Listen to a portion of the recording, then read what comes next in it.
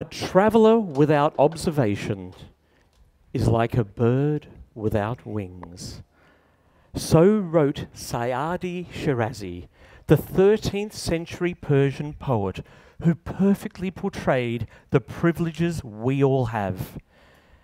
The privilege to travel, the privilege to observe, the privilege to learn.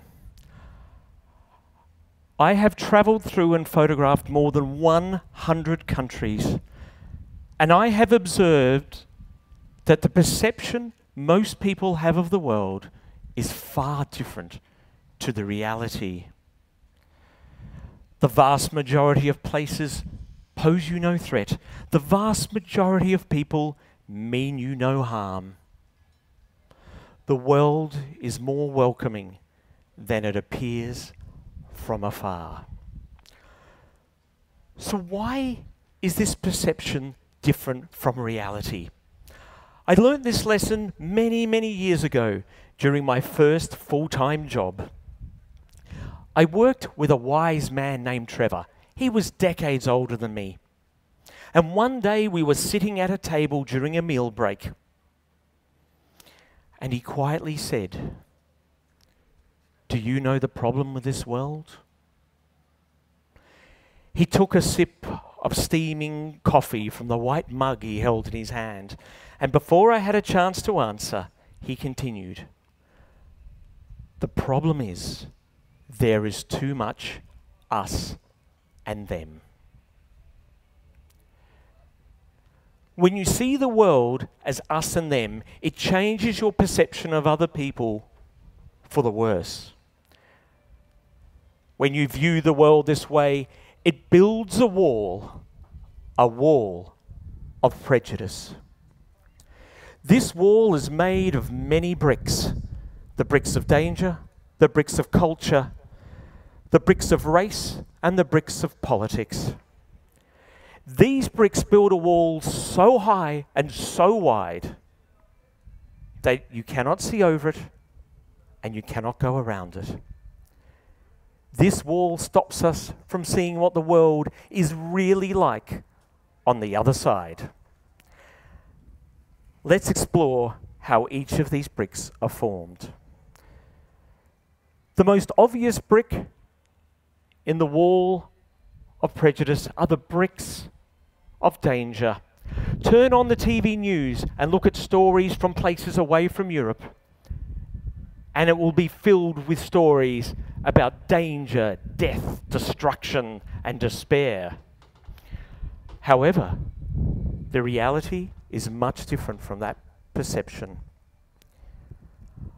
One of my favorite travel destinations is Afghanistan, a country with a very bad safety reputation. Look at news stories about Afghanistan and all you'll see are tales about violence and anger. When I was in Afghanistan, the only tales I came away with were tales of warm welcomes and many smiles. Have a look at this photo. When was the last time you saw a photo of a smiling Afghan?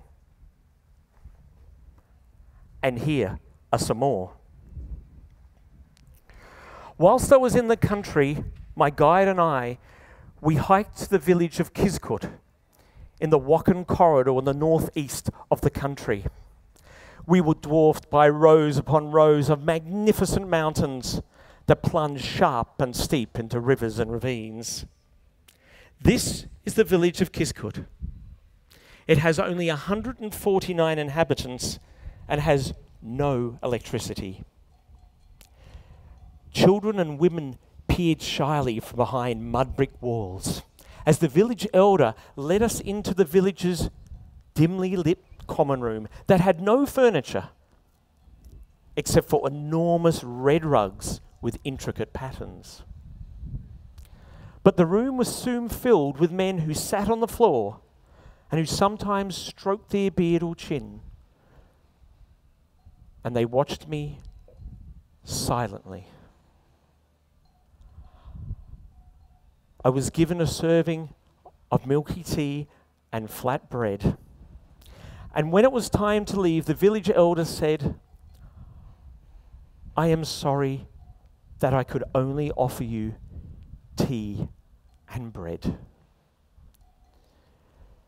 The village elder gave me the last bread in the village, and he apologized for not giving me more. That is the real Afghanistan.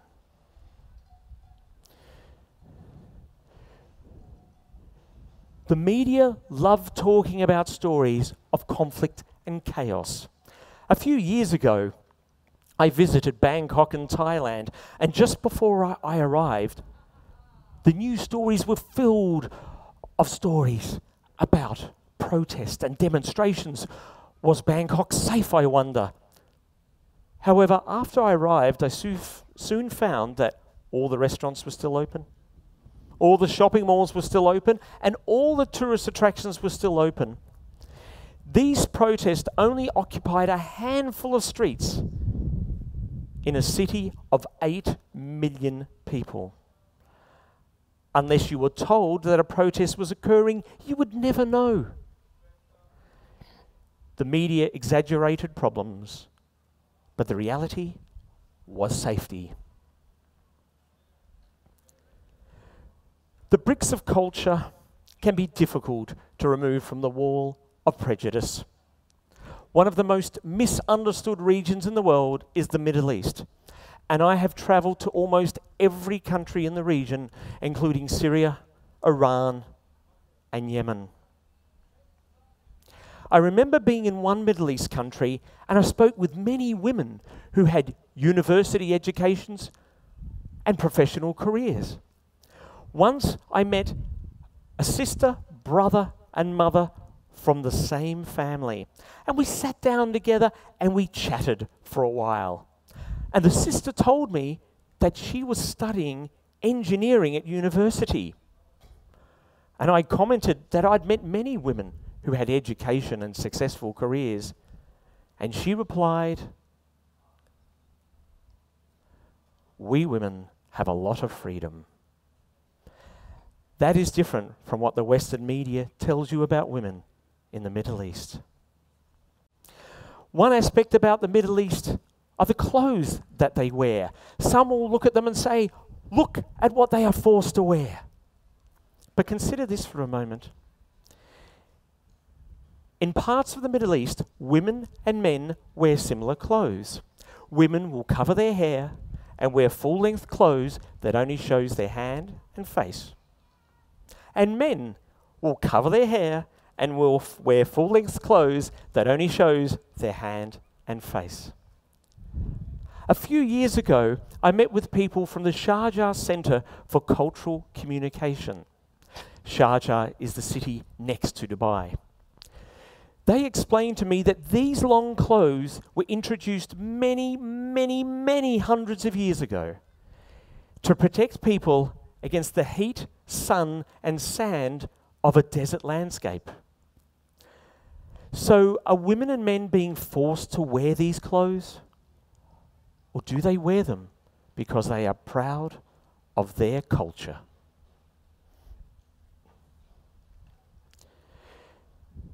The bricks of race are the most stubborn to remove from the wall of prejudice. I've been living in Kenya, Africa, for a few years, and I experienced a side of the country that the vast majority of tourists never see. Watch the news, and it will only have stories about Kenya that involve poverty, conflict, and crime. Well, let me show you a side of Kenya you will not see on the news. This is my local shopping mall. It's in the capital city, Nairobi, and it's modern, comfortable, and clean.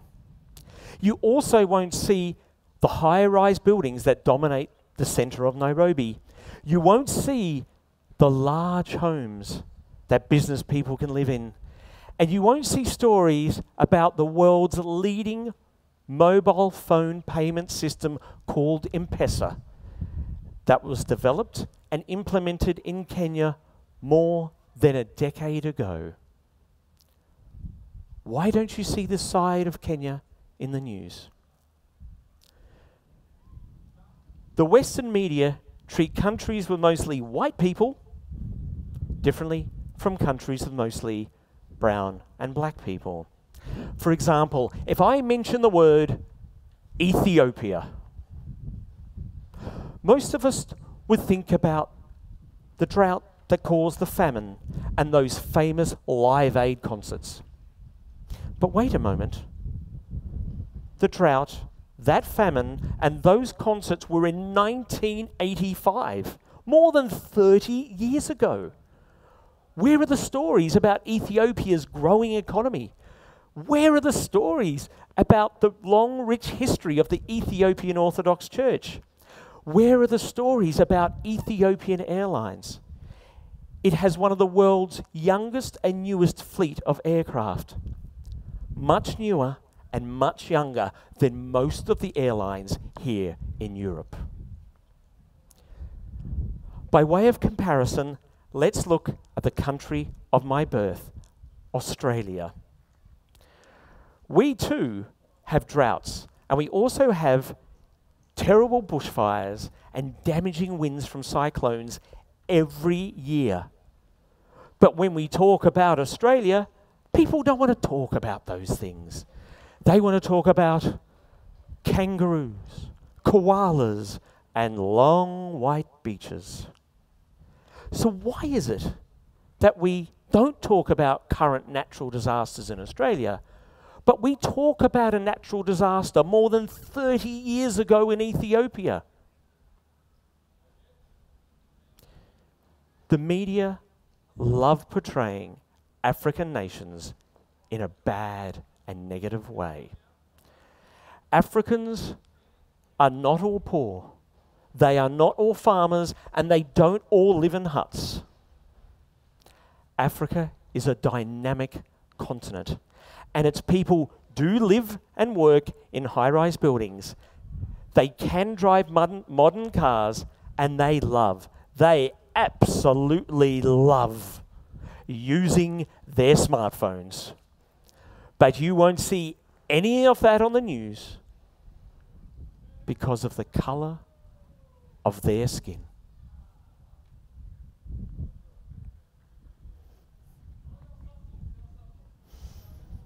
The bricks of politics can be very challenging to remove from the wall of prejudice. Watch the TV news, listen to the radio, and read a newspaper or online news.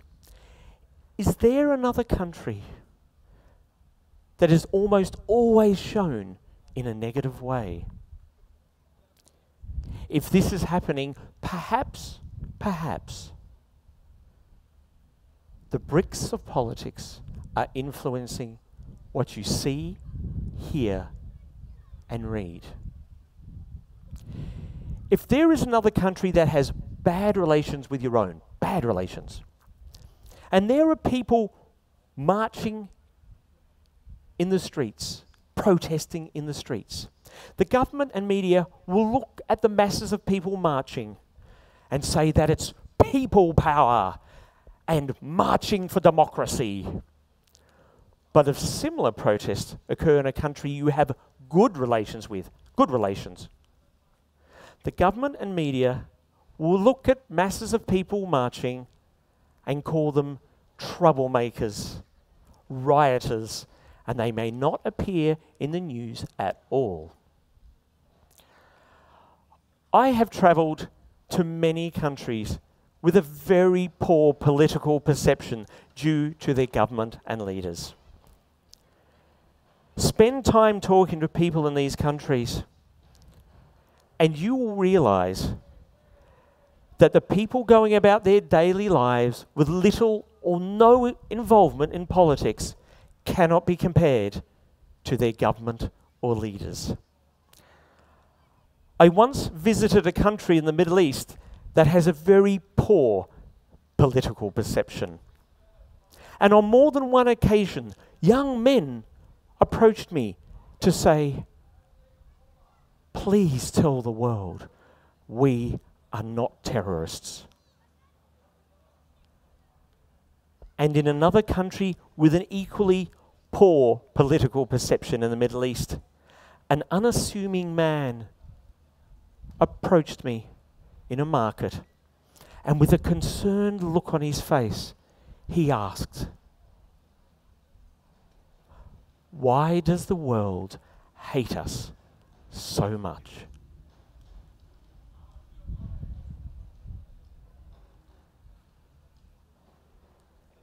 Every time you treat people of a nation this way, it hurts. Why are you so unkind, the people say. But every brick in the wall of prejudice hurts. It all hurts. The bricks of danger in the wall of prejudice hurt because people say, why do you think my country is dangerous when it is safe and we are kind? The bricks of culture in the wall of prejudice hurt because people say, why do you say so many wrong things about my culture? Why don't you understand? And the bricks of race in the wall of prejudice hurt because people say, why do you only talk about poverty and problems in my country instead of prosperity and progress?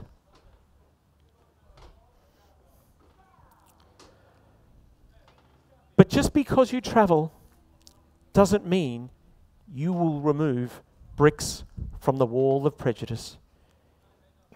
If you travel and if you think you are better than other people you meet, and if you think your country is better than theirs and your culture is better than theirs, then the bricks in the wall of prejudice will remain. I have advice for how to avoid this. Believe that you can learn something about the world and its people from every single person you meet, regardless of their job, their education, their money, their status, or their age. If when you travel, you look at other people with suspicion, they will treat you the same way. If you believe that other people mean you harm, they will treat you with caution. And if you think you are better than other people, they will walk away. But if you consider yourself equal to other people, if you believe you can learn something about the world from every person you meet, and if you take a genuine interest in them, they will open themselves up to you and let you into their lives. And when this happens, the bricks of danger, culture, race, and politics will fall away, and the wall of prejudice will crumble into dust at our feet. And you will realize that there is no us and them in this world. There is only us. And you will understand the humanity we all share. People around the world have and share similar ideas in life. We all share a hope to be healthy and happy. We all share a fondness of food. We all share a dream of a better future for our families. We all share a common humanity.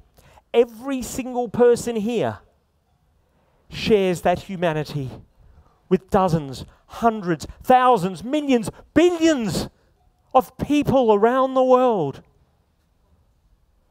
Let me explain by telling you a final story. Somaliland is a self-declared independent country on the eastern side of Africa that sees very, very few tourists.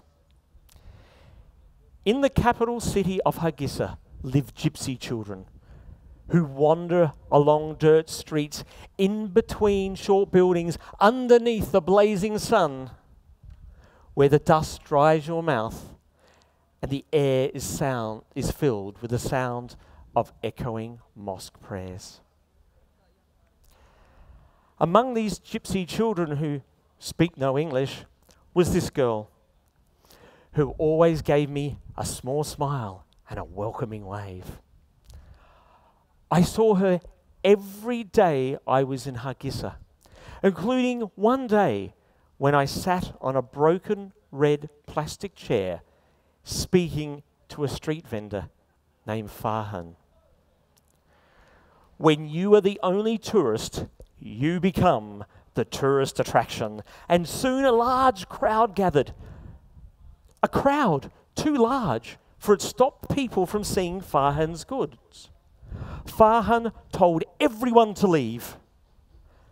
And this girl's face changed from gladness to sadness. A face of sadness needs no translation.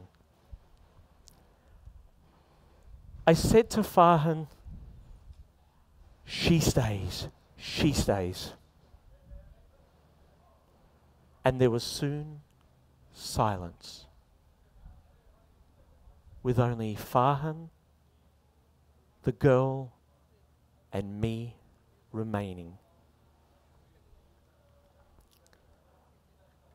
Farhan asked me, why did you want her to stay? And I replied, tell her that she is my friend. And her response, which Farhan translated, was, I love you.